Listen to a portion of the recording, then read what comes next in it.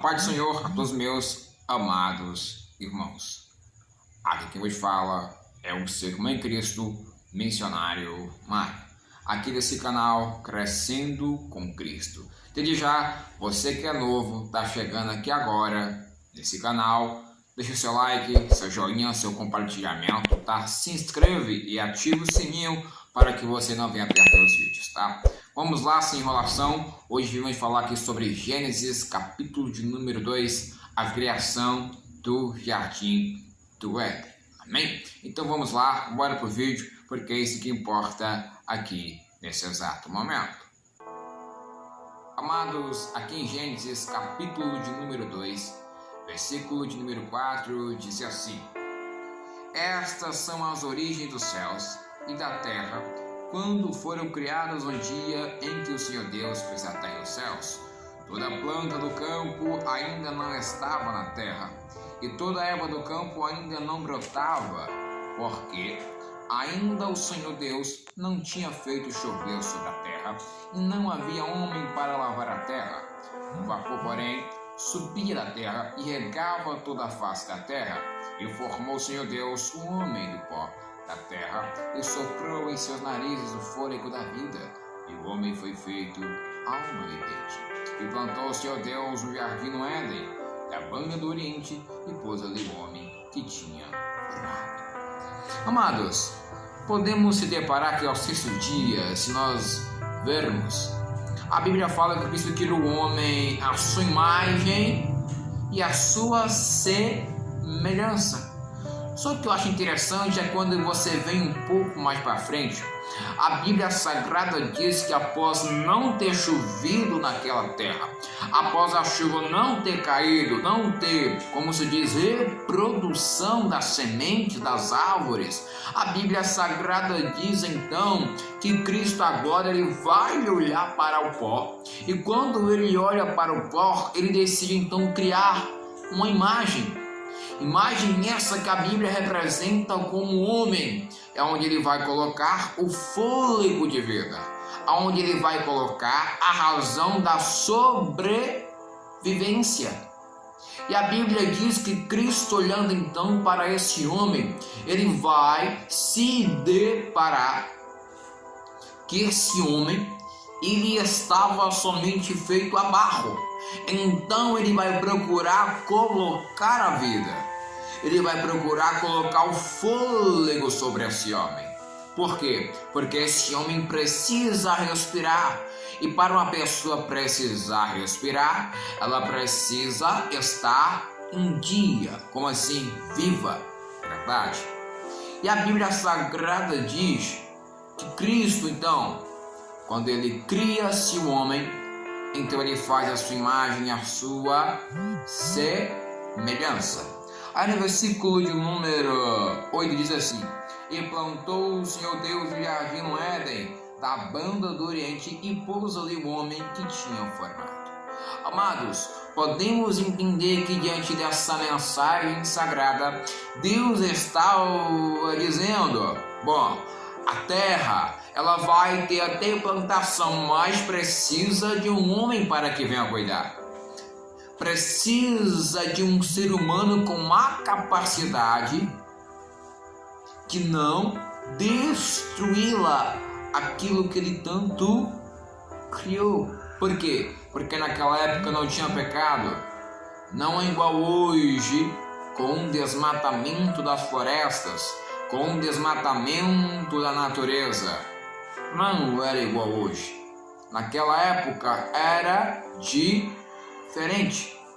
E a Bíblia Sagrada diz então que Cristo, quando ele planta esse jardim do Éden, então ele coloca um homem à segurança dela, que ele planta dentro da onde? Na bandinha do Oriente, e ele coloca o homem como comandante, o homem como que? Como sabe aquele segurança?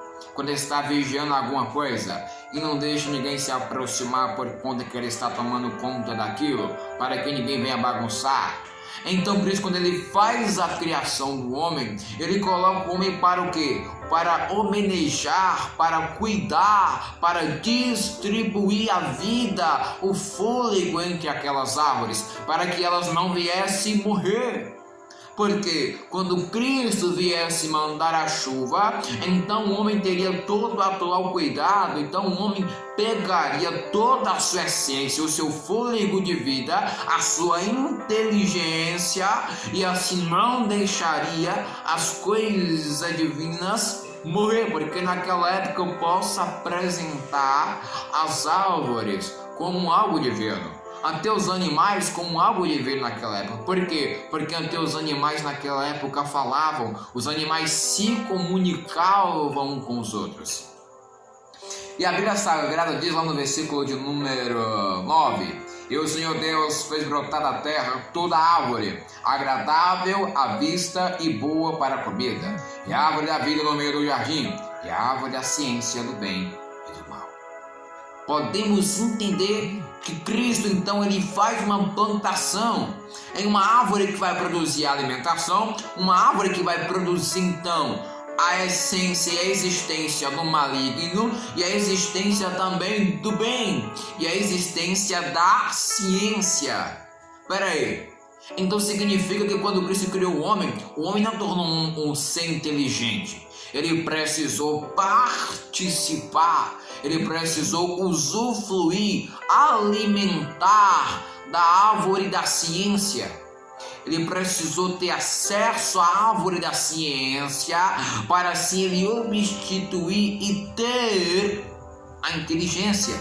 Aí no versículo de número 10 diz assim: e saía um rio do Éden para regar o jardim, e dali se dividia, se tornava em 4 braços. O nome do primeiro é Pisã. Este é o que rodeia toda a terra de Havilá, onde também há ouro. E o ouro dessa terra é bom. Ali há o bedélio e a pedra sardônica. E o nome do segundo rio é Gion. Esse é o que rodeia toda a terra de Cush. Amados, podemos entender que aqui a Bíblia está se referindo que o jardim do Éden, ele ficava próximo e ao redor desses determinados rios. E podemos entender que diante dessa mensagem, Deus, ele cria essa essência, ele cria esse algo magnífico para colocar o homem para tomar a sua posição diante de tudo aquilo. Então Cristo, ele acha algo magnífico através da criação do homem. Então ele vê que o homem estava sozinho, só que assim, ele viu que o homem não tinha um lugar para estar posicionado. Então ele cria esse jardim do Éden.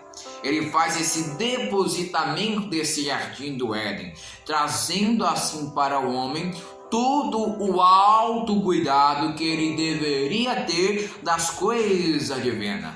Ele começa a avisar para o homem: ó, você pode comer dessa árvore, pode comer daquela ali, pode tomar, beber a água ali, você pode também entrar dentro do rio. Por quê? Porque naquela época o homem, ele poderia respirar de uma forma, crucial. Ele poderia entrar dentro do mar, entrar dentro das águas, sem equipamento de oxigênio, sem equipamento de segurança. Por quê? Porque o homem, ele conseguia respirar por dentro das águas.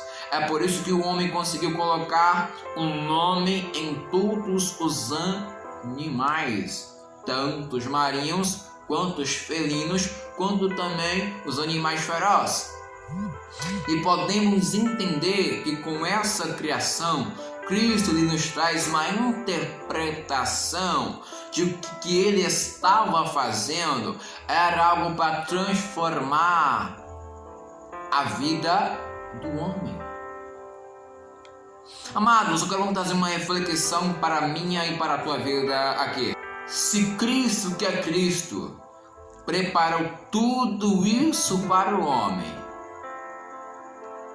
e o homem ainda tornou um ser desobediente, se Cristo, ele preparou Isso tudo para que o homem viesse usufruir. Então o homem acabou desperdiçando tudo isso e jogando ao mundo água abaixo. Cristo fez o homem à imagem e à sua semelhança, e o homem deixou de ser a semelhança de Cristo. O homem deixou de ser a imagem do Senhor. O homem hoje está mais se parecendo com as trevas do que se parecendo com a luz. O homem hoje está mais se parecendo com as coisas, referências malignas das esferas do campo, a representação da capacidade da aparência do maligno, do que a capacidade e a aparência do espírito, a graça, o céu. Por quê? Porque o homem está tornando o homem cada dia vez mais arrogante. O homem está tornando o homem cada dia vez mais um homem impuro, inconsenso, um homem que não obedece mais, um homem que não obedece pai, não obedece mãe, não obedece a família, não ama mais o seu próximo. Mas a Bíblia Sagrada diz que naquela época Cristo, ele não vê isso no homem. Por que não vê? Porque não tinha pecado. Aí você pode perguntar, mas por que Deus permitiu isso acontecer? Se ele já sabia, porque ele é onisciente, ele é onipresente. Porque eu creio que dentro de tudo isso há um verdadeiro propósito. Sabe por quê? Eu creio que se não tivesse o pecado naquela época, se não tivesse pecado, infelizmente, nem eu e nem você estaríamos vivos. Por que não? Porque não existiu o pecado, não ia existir o relacionamento. Só iria viver o homem e a mulher no jardim, mas sem um e sem o outro conhecer a nudez do outro. Isso eu vou falar um pouco mais para frente. Então Cristo dá essa grande posição para o homem. Agora uma pergunta que eu faço para você. Será que você está preparado para tornar um espírito de liderança na igreja? Será que você está preparado para tornar um espírito pastoral na igreja? Tornar um homem de uma forma simbólica, aonde você se torna um pregador mirim, um pregador da mensagem de Deus. Será que você está preparado para exercer a sua função, assim como Adão estava preparado para tomar conta do jardim? Fica essa pergunta aí em tua mente. Amém? Amados, esse foi o vídeo. Se você gostou, tá?